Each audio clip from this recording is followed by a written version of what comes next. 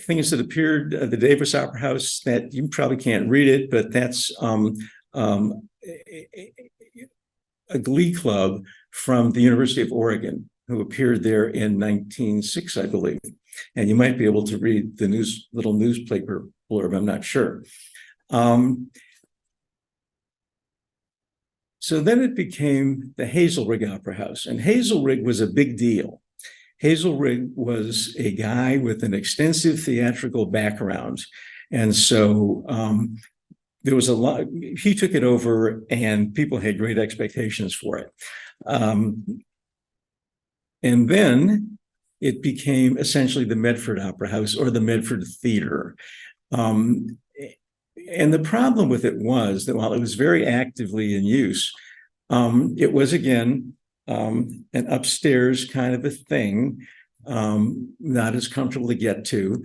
And because it had been built in 1902, really, it didn't have the quality of lighting and heating and so forth that people were coming to expect. And so people just kind of a little embarrassed by it. Vaudeville troops that would come through would not be impressed, and it left them with kind of less of a regard for Medford than the local citizens wanted. So people were beginning to feel like something else was needed.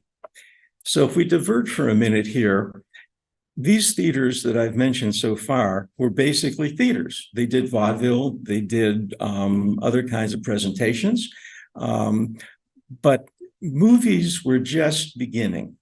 And this is not a local picture, but it's something that I thought was pretty interesting. There was a category it was a name that was used beginning about 1905 called electric theater. And we actually had in this county an electric theater that I will get to in a minute. So electric theaters, nobody knows exactly why they were called that. My hunch is that earlier presentations of early movies, and when we're talking about movies at this time, we're talking about one reel, very short. And they maybe were projected with lighting that wasn't full electric lighting. So when you had a properly electrified theater area and could present these things with a projector that was properly electrically powered, you probably got a clearer, brighter image and could serve a larger audience. And so for whatever set of reasons, these things came to be called electric theaters. Typically, they were Nickelodeons, which is a term that you've probably heard. So in that era of very early movies and Nickelodeons, there were slides that were shown to advertise in between events. This is actually local. I think this was probably from the North County. The Rogue River Mercantile Company was in Rogue River. Doesn't mean that the theater that used this slide was in Rogue River, but just somewhere in the North County, I'm guessing. And here's another one that was in use here in Jackson County. So the actual interior of a movie theater at this time would have looked like this. And we don't know, this is a shot from 1910. We don't know with precision what theater this was, but I believe it is the Tsar Theater in Ashland. So you can see that, folding chairs could be removed to open up the area. Not a particularly elegant kind of a space. I mean, they tried a little bit, there's little, well, this thing is not cooperating. There's little decorations up around the ceiling, on the side walls and so forth, but it was still pretty simple. The actual first movie theater was the Bijou. And as you may or may not know, Bijou is French for jewel, kind of an attempt to upscale the building using a name like that. And movie theaters, this was located where the present site of Four Daughters is, Four Daughters Restaurant. And movie theaters didn't show movies 5 days or 7 days a week. Typically, you could have a one-reel or a two-reel movie, And maybe you showed movies on Tuesdays, Thursdays, and Saturdays, and the other days of the week could be theatrical, vaudeville, or whatever. So they weren't really just pure movie theaters. So then after the Bijou opened, not long after the Bijou opened in 1908, the Grand began. This was located in the corner of the building that later you would know as Hubbard's hardware store on Main Street. And it ran under the name of the Grand for less than a year. And then it became the Star. And this is what the Star looked like at 222 East Main, successor to the Grand. The Star ran from 1909 to 1918. Pretty elaborate box office in front and highly decorated facade of the building. And then there was the Savoy. So the Savoy was located pretty much in the back half of what is now Elements Restaurant, but facing Front Street. And the Savoy ran from 1908 to 1912 on Front Street. And in the middle of this slide, I don't know if you can see the sign, Savoy Theater. So what happened was, in 1912, the Savoy moved to Central Point. And they took their sign, same sign hanging up the outside of the building. And they ran there until 1917. So there were so many theaters in Medford, they probably thought there was a better shot for them in the North County. The other thing, which I think makes sense to me logically, people would not come to Medford from Central Point or Rogue River or Gold Hill to go to the theater then in an evening. The roads to Medford were not paved in 1910 and 1911. Not that many people had cars. Horse and buggy ride to a theater at night over that kind of road, not an easy thing. So I think there was what you would now call a suburban theater in an urban circumstance. I think some of the theaters in the North County were probably essentially suburban theaters to make it easier to have entertainment and not have to come to Medford. So now we come to the IT. And it's not IT, it's IT. I have no idea why they called it the IT. And the IT operated from 1913 to 1915, and it was the successor to the UGO Theater. So just remember that name, the UGO.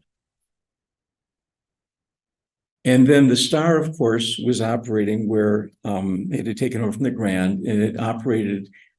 It is shut down, and then it reopened 1918 to 1921, probably reopening at an inopportune time because of the Spanish flu pandemic.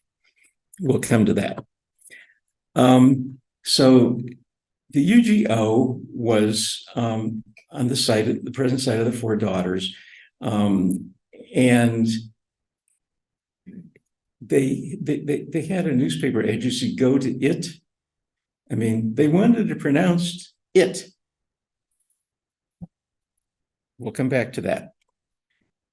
So the Star became the ISIS, and again, where Hubbard's location theater was. It operated for several years, and then the natatorium was built. And I don't know if so probably most of you know what the natatorium was. It was the largest natatorium on the West Coast. It was a huge civic undertaking, an enormous building sitting on the site of what has been the Inn at the Commons, now the Merrick, and the parking lot off to the side of it. And so the natatorium had swimming pools and meeting rooms and gaming rooms, and it had one room that was set aside they did some theatrical presentations and stuff, and they showed movies for a couple of years, and then they stopped. But the natatorium was so big; it was kind of the Rogue X of the day, I think. And then they got out of showing movies in 1912. Now, the thing about the natatorium is when they decided to get into movies, they went to that guy Hazelrig and asked him to manage the Nat.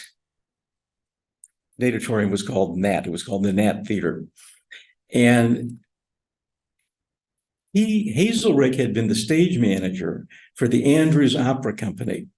And the Andrews Opera Company is worth its own windows in time. It's an amazing deal. It came about from local folk. They came to Medford in 1905. They were the largest touring opera company in the United States in the late 19th century and very opening of the 20th century.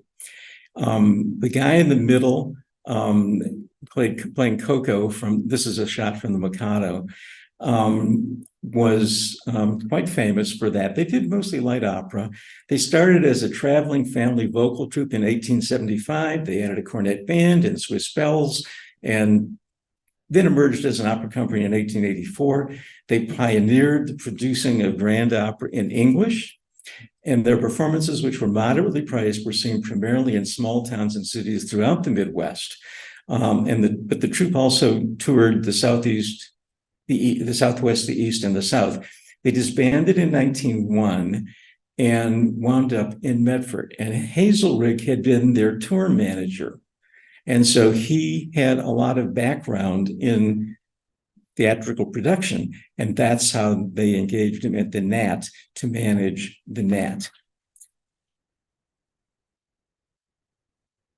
So the It then briefly became the Empire in 1915 and closed within a very few months as the Empire. So moving to Ashland, Ashland was not to be left behind. The Ganyard Theater was built in 1889. The slide is wrong. It says 1989. That's not right. I needed a copy reader. I always need a copy reader, proofreader. So it was a 3-story building. The theater was on the top floor of the building. It was a brick building and a very substantial building located, well, you'll see in a moment where it was located because I'm going to show you a contemporary picture. This is the Ganyard building.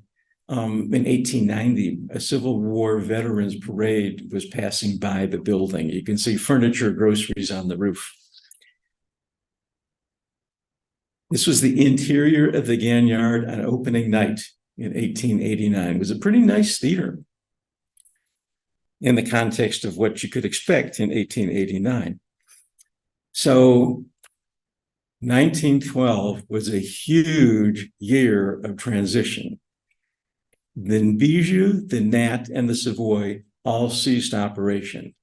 The Wilson, formerly the Davis Hazelrig Medford, was destroyed by fire, and it was an enormous fire. There was concern that it was going to destroy a big chunk of downtown. They managed to contain it, but that is the picture of the Medford Opera House on fire in 1912.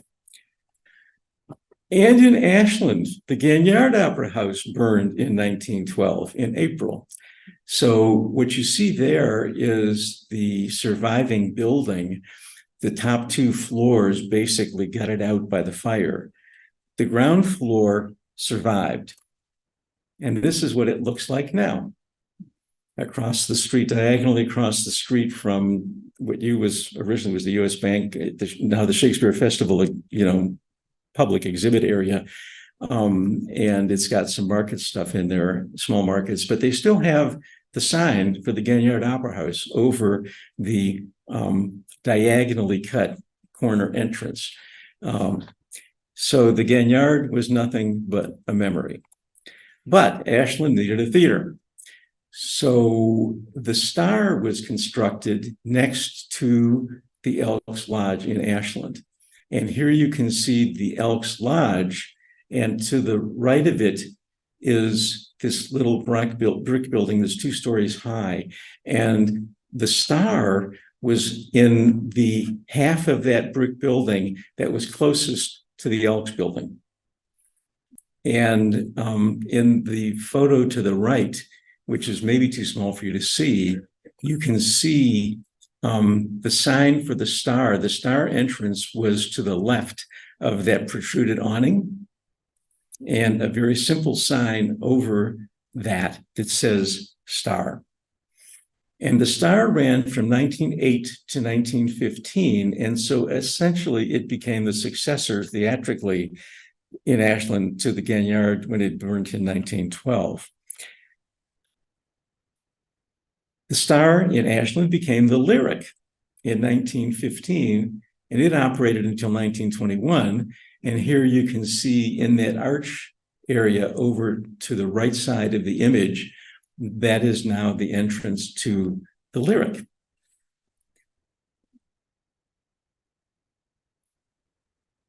So then Ashland still was looking for a quality theater to replace the Gagnard. The Star and the Lyric were, that picture that I showed you of the wooden chairs in 1910, which I think was the Star, pretty simple theater. So Ashland was looking for something a little more fancy. So the Vining was built on the corner of East Main and First Streets, next to the Elks Lodge, on the other side of the Elks Lodge. So on the right side of the slide, you can see the Vining under construction. And to the left side of the slide, the Vining operated until 1932, and it was sold to a family that had a lot of theater interest, the Leverett family, and they renamed it the Lithia. So the one to the left has the Lithia Theater sign all illuminated. The Vining was named for its owners. Irving E. and Robert Vining had a seating capacity of 570. Pretty ornate chandeliered interior with orchestral stalls and balcony with 5 box seats, each of which had 6 seats. Centered at the back of the balcony was the projection box for what they called photoplays, the word for movies at the time. So what that building looks like now is this. I'm sorry, that is not true. This is the Isis Theater up the street, present site of Avant-Garde. The Isis was started, and it only lasted for a year. And it was, if you look at the middle of the slide, you got the green awning and the red awning. That middle storefront of the 3 storefronts was the Isis Theater. So there was another theater that started also in 1911 called the Dreamland. And it was located in what is now Greenleaf Deli on the plaza. It was a very small space, relatively speaking, for a theater. So the Dreamland from the plaza moved into the Isis Theater space and became, it operated as the Dreamland there from July of 1912 to April 1915. So let's go back to the UGO. Remember the UGO? So there was a WEGO built in Central Point in 1911. So what you do is you pronounce it. The Medford Theater was the UGO. The Central Point Theater was the WEGO. People thought this was good branding, I guess. So it was kind of the suburban theater. I'm not entirely certain, but I think it was at 49 D Street in Gold Hill. And so Gold Hill had its own theater. And while we're in the North County, let's talk about some other theaters. So because these communities were so small, and the theatrical stuff, if you said, let's go to the theater, and you were talking about Gold Hill, everybody knew what theater it was. There was only one. So they didn't necessarily use the name of the theater. And so you come up with different names being attached to theaters in some of these communities, the smaller communities in the North County. So the Gold Hill News referred to the Gold Hill Opera House in 1912 that may or may not have been in the same building that had been the WEGO. Don't know that. In 1914, the American Motion Pictures Directory listed a theater in Gold Hill as the Biograph. Was that the successor to the WeGo and the Gold Hill Opera House? Don't know that for sure. Could have been. And then a year later, it's being referred to as the Comus, or a theater in Grants Pass, in Central Point, in Gold Hill is being referred to as the Comus. So the likelihood is the community was too small to have all these multiple theaters, and it was all the same theater, but we don't really know that. So I don't have pictures of any of these. In Central Point, there was the Central Point Opera House. Don't know when it started. It was in common quarters with a lodge hall. And based on that, I think it was at 3132 Pine Street. Don't know when it started, but we know it ended by 1912 because it's no longer in any directories. The Central Point Electric Theater, don't know its location, could have been the successor to the Central Point Opera House. Why they would have called it the Electric Theater as late as that, I don't know, because by then theaters were electrified and it wasn't that big a deal to make that association. And talent. Did I see Jan Wright come in here? Yes. So Jan, who is passionately devoted to talent, in addition to passionately being devoted to the Southern Oregon Historical Society as our archivist, said you can't leave out talent. And she found a reference for talent to me. There was a talent opera house. We don't know very much about it. In 1906, there is a reference to it. It may have been on the second floor of a hotel in Rooming House. We think it was located at 103 North Market Street. We don't know how much longer than 1906 it was in operation. So Medford got its second wind after that big fire in 1912. What to do? So there was discussion about this, by the way, was the Page Theater that was built in 1912 after the big fire that destroyed the Wilson.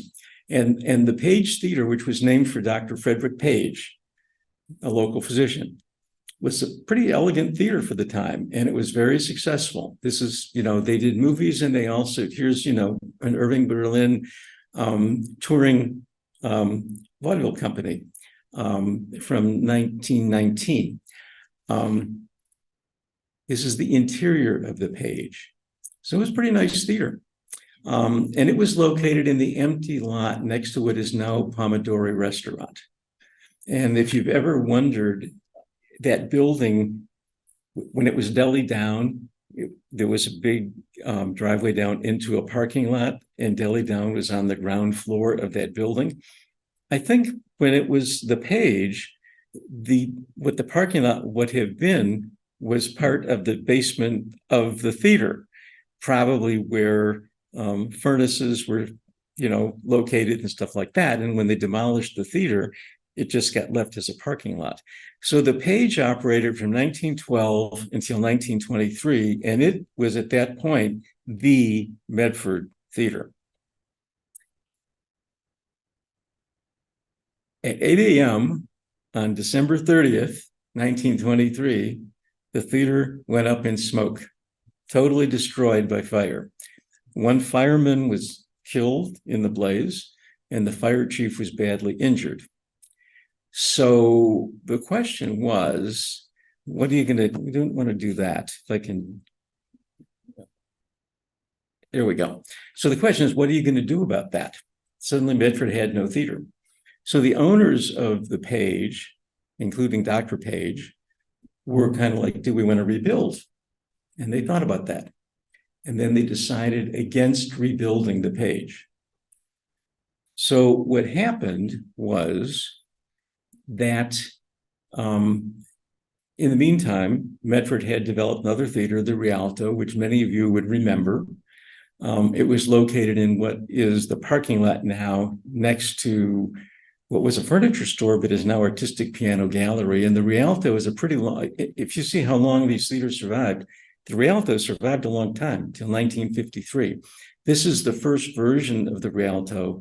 They rebuilt it in 1937, and this is probably the marquee that more of you would remember from the 1937 rebuild. So 1918, the Spanish flu hits, all the theaters are closed. And a lot of the theaters kind of couldn't survive the Spanish flu pandemic.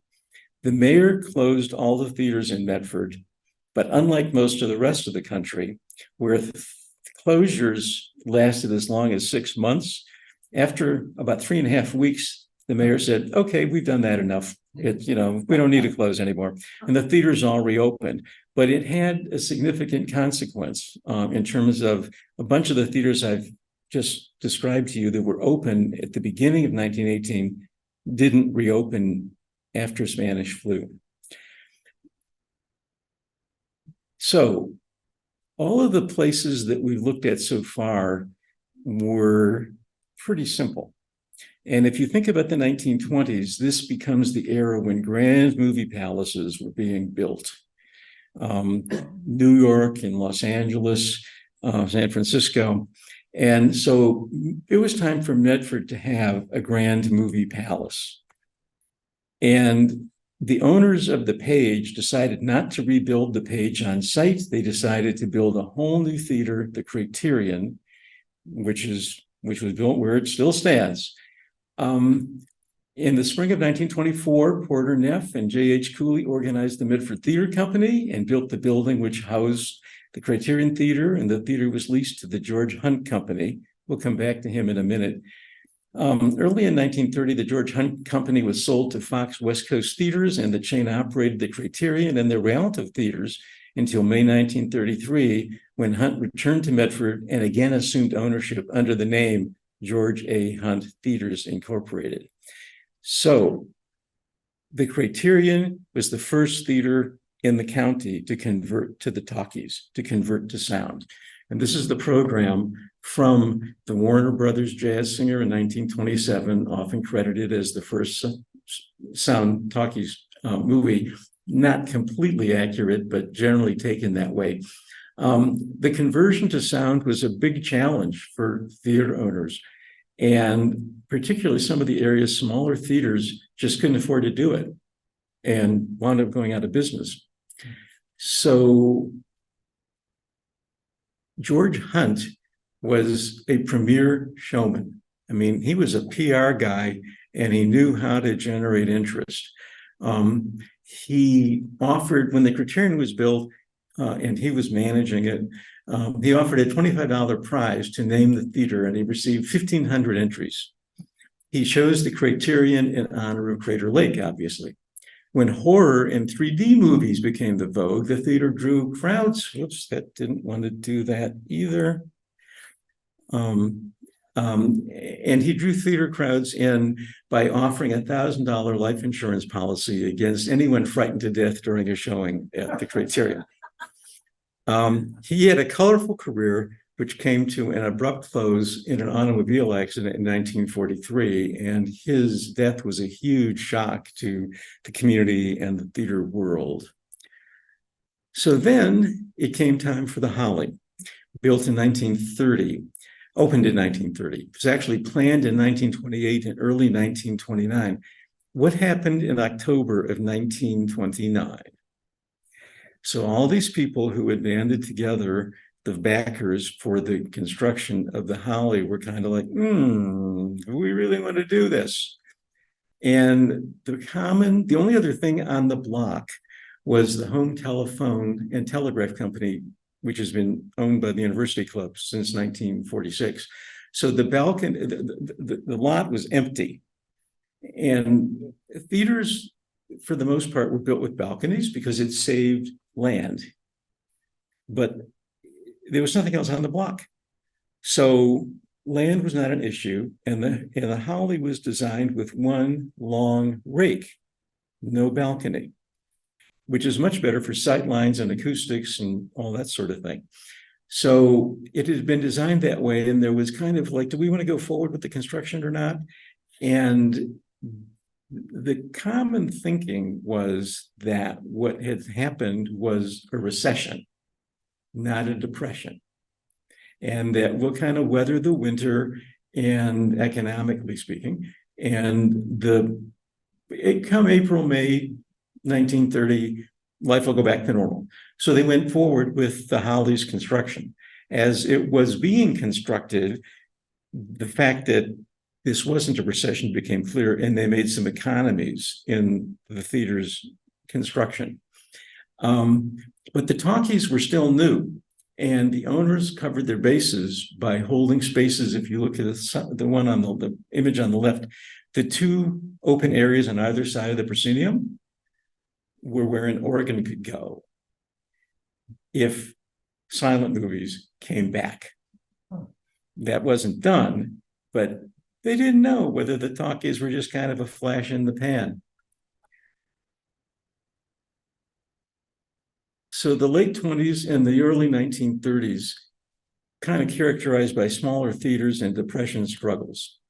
The Playhouse was built where the Ices had been on Main Street. It only operated for 6-8 months, and obviously a failure during the Depression. The State Theater was built in a portion of what later became the Montgomery Ward building, the corner of the building, the northwest corner of the building. You can see the vertical sign for State on the wall. And the State operated from 1928 to 1932. And in 1932, it became the Studio, which lasted only until 1935. Not to leave Jacksonville out, Jacksonville had the Jacksonville Theater, which was built, I think, on the second floor of the Kubley building. And Felton Franks built it in 1929, and talk about poor timing. So he opens this not only at the time of the Depression, but as the talkies were coming to the fore. And it was a silent movie theater, and it closed in 1931. Again, people didn't know whether the talkies were going to come back or not. So Jacksonville had a theater of its own briefly. So that's a whole bunch of the theaters that existed. Finis is what you would have said at the end of a silent movie often. Thanks to Jan Wright and Ben Shui for a lot of research assistance in putting this together.